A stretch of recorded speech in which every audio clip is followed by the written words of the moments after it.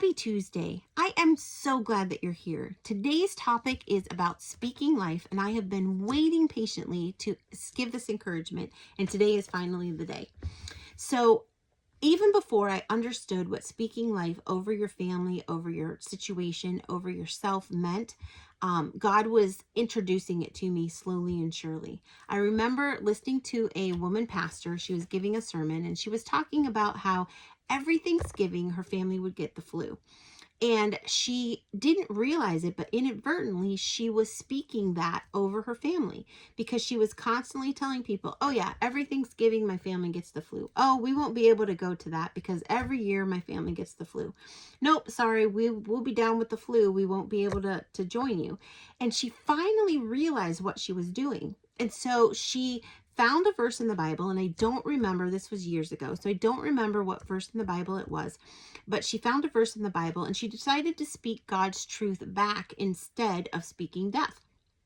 So the verse was about healing, or it was about health, or it was about something completely opposite of getting the flu. And so every time she would start to say, oh, my family always gets the flu, she would instead say, no, God said in his word that we have health and life and whatever. So again, I don't remember the verse, but it was that whole gist. And guess what? Her family stopped getting the flu at Thanksgiving. Now, it's not a hocus pocus magic type of a thing. It's honest to goodness God's promises, and learning to speak truth and learning to speak life over yourself instead of speaking death. Because when we speak death, the enemy can't hear our thoughts. He can get into our thoughts, but he can't hear our thoughts. But when we speak out loud, then what we say is fair game. And he says, hey, you said it, not me. You said that you get sick at Thanksgiving. I'm only giving you what you said that you already do. So we need to not give the enemy a foothold. We need to not give the enemy any ground more than what he already has. And we need to remember that greater is he who lives in us than he who lives in the world.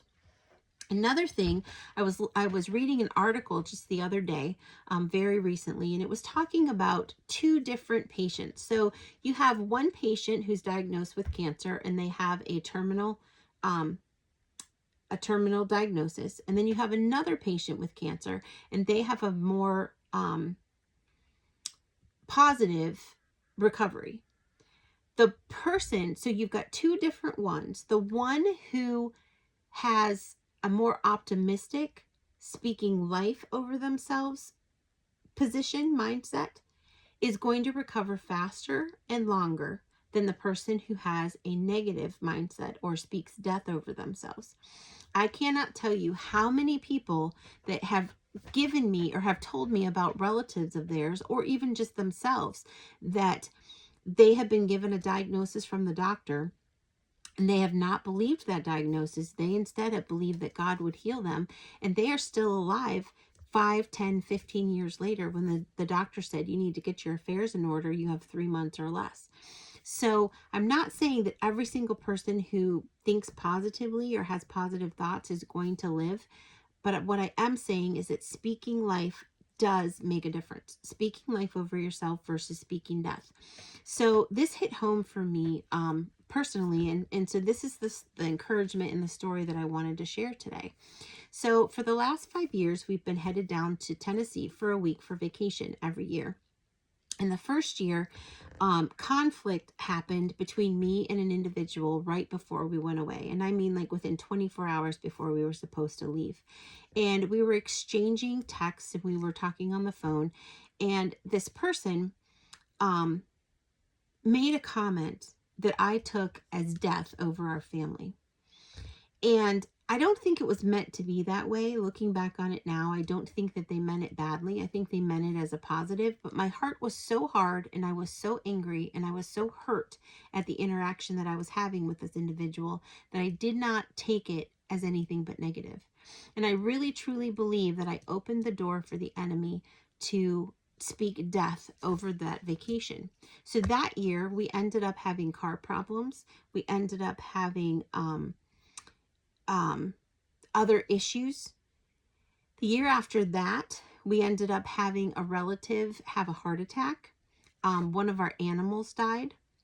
The year after that, which was the worst year.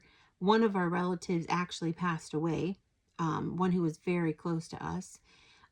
So every year it seemed like something bad happened. Something bad was going to happen. And I kept praying about it, and I kept putting a hedge of protection over our trip, and asking God to bless it, and asking God to protect everyone in our family. And I truly do believe that the one year when he specifically, like, I just had um this heaviness over me that something bad was going to happen, and so I kept praying over it. And I truly believe that God saved that one relative who had the heart attack, who didn't end up dying. And then the next year, I didn't feel it as bad, but then we ended up having another relative die. Um, so every year something bad happened, and I got to the point where I started to just dread going, which was awful because we loved it down there. We loved hiking in the hills. We loved the fresh air. We loved the time together as a family. We loved the memories that we were making.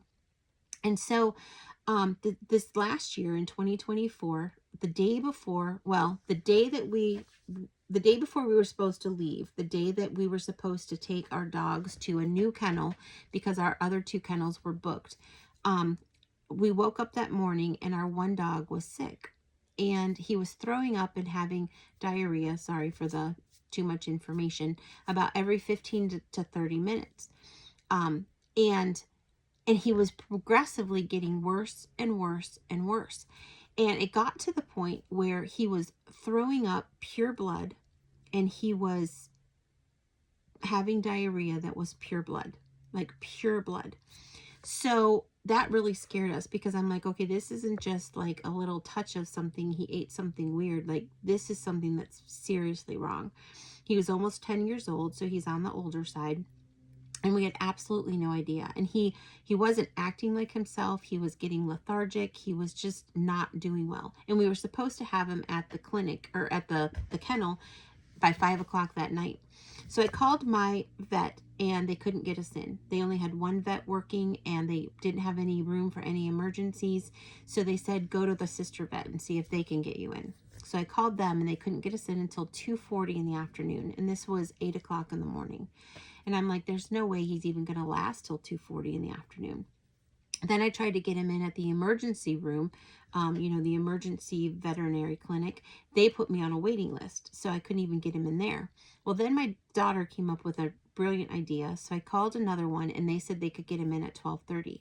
Well, by 10 o'clock in the morning, like I said, every 10 to 15 minutes now, he is throwing up blood. He is having diarrhea that is pure blood. I called the vet back, and I said, hey, he's gotten really worse. I don't know what to do. And they said, well, how far away are you? Can you get him in right now? So I said, yes, thank you. So we ran down there. It only was 10 minutes away. We get him in. They do all this testing. All of my kids are with me, and we're facing the possibility that we might be saying goodbye to him, not knowing what's wrong, because it just did not look good. The vet even said to me, he goes, best case scenario, you're looking at an incredibly bad bacterial infection. And I'm like, well, I don't really want to know what the worst case scenario is, so I didn't even ask. So thankfully, that's what he was finally diagnosed with, was a severe bacterial infection. How he got it, we don't know, but that's what he was diagnosed with. And he was sent home with like a gazillion meds. And so the vet even said, he's like, I wouldn't take him to a kennel. I would see if you could find somebody to watch him in your house. Well, God opened the door for someone to watch him in our house, along with our other dog. I felt very peaceful about that. And here's where the part comes in. So we had been, every year something bad had happened before we went on vacation. And this year, this happened. So we're looking at, is our dog going to live, or is our dog going to die? And I know a dog is not a person, so please don't think that my dog was more important. My dog this year was just the tipping point where I said enough is enough. Like, God, or yes, God, I'm tired of letting the enemy take over and steal our joy. I'm tired of letting the enemy have his way, because greater is you who lives in me than he who lives in the world. And so I spoke that back to God. I said, God, I trust you. I have faith in you, and I am speaking life over this vacation. No more. The devil does not get his way with our vacations anymore. He does not get to steal it. He does not get to kill it. He does not get to destroy it. I trust you with our dog. I trust you with his health. I trust you with the outcome. And I am praying life over this vacation, restoration, that this is a new chapter. We're turning the corner. We're turning the page. This is a new chapter for this vacation that we have every year. I am speaking life over it. I'm speaking restoration over it. I'm speaking reconciliation. I'm speaking all good things. We're going to have refreshment. It is going to be a wonderful vacation. Now, I knew that our dog could still die. I knew that despite all that we tried to do for treatment, that he might not respond to the meds, or it might be something worse, but I trusted God. And God healed and restored our vacation. We had one of the best vacations we had. Our dog was back to normal by Monday. No traces that he had even been sick. And I guess the encouragement that I'm giving you from that today, one, God would still be God. God would still be good if our dog had died. I put our dog in God's hands, and I trusted him with the outcome. But I was taking back our vacation. I was sick and tired of the enemy putting fear and putting all of these bad things so that we would dread this vacation every single year. I was just sick and tired of it. I decided enough was enough, and I took it back. And so I spoke life over it. What area in your life do you need to speak life over? Is it your health? Is it your finances? Is it relationships? Is it your job? Is it a hobby? Is it your family? What do you need to speak life over? My encouragement to you would be to pray and ask God to help you find a verse in the Bible that speaks specifically and directly to your situation. I've been doing that with my health. I've been doing that with the ministry. I've been doing that with lots of different areas in my life that I need to speak life over. And then I'm speaking life. So it's more than just a positive affirmation. It's more than just, I am good, I am worthy, I am beautiful, I can do it. It's more than that, because we're speaking God's truth back to him. And when we do that, there is power in those words. So when we talked a couple weeks ago about Galatians 6:9, let us not become weary in doing good, for at the proper time we will reap a harvest if we do not give up. When I speak that over my ministry, when I speak that over my work, when I speak that over my finances, God listens. And he doesn't listen because of me. He listens because of who he is. Just like when we talked about with Moses, it's all about who God is, and God is in us. It is not about who we are. It is speaking back his truths to him and believing that he can do it. So when I speak life over our vacation, I'm not speaking that I want God to give me $1 million, or that I want him to do this, or I want him to do that. No, I'm speaking life in that I trust him with every single detail, and I'm not going to give the enemy a foothold. I'm not going to speak death or negativity over something so that he can take that and run with it, because I'm sick and tired of the enemy taking over different areas of my life, or wreaking havoc in different areas of my life because of words that I have carelessly spoken. So when I call myself dumb, or when I say I don't feel good, or when I say I'm sick and tired, or when I say that, I'm just, a big fat loser, whatever, I'm giving the enemy a foothold, and I'm sick and tired of doing that. So I have decided, to the best of my ability, and I'm asking God for help with this because I cannot do it on my own, but I am choosing to speak life over my family, over my husband, over my kids, over myself, over our finances, over our health, over our extended family, over every area of our lives. Do I do it perfectly? No. But I do it as often as possible. And when I hear myself speaking death over myself instead of life, I ask for forgiveness and I quickly try to change. So speaking life is so important. We just got done talking about that and the importance of it in the January, or in the month of January, in the Jesus in the Everyday membership. So this week in the membership, we are talking about praying over our spouses. And next month, we're going to be talking, in March, we're going to be talking about prayer in general. I really hope you will come and join us, because it is a time of fellowship. It is a time of growing together, and most importantly, growing our relationship with God.